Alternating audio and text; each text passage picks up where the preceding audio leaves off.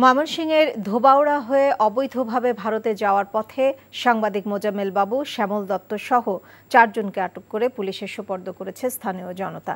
গতরাতে ধোবাউড়া সীমান্ত এলাকা দিয়ে ভারতে যাওয়ার সময় 71 টেলিভিশনের সিইও মোজাম্মেল বাবু এবং দৈনিক ভোরের কাগজ পত্রিকার সম্পাদক শ্যামল দত্ত ও 71 টেলিভিশনের senior reporter Mahbubur Rahman private কারের চালক সহ 4 জনকে আটক করে স্থানীয় জনতা। পরে তাদেরকে ধোবাউড়া থানা পুলিশের হাতে সোপর্দ করা হয়।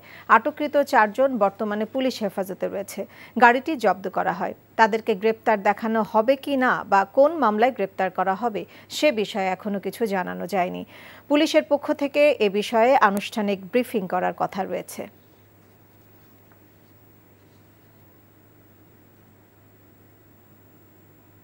এনজিওর কিস্তি প্রথমবার বিকাশ পেমেন্ট করলেই 20 টাকা ইনস্ট্যান্ট ক্যাশব্যাক।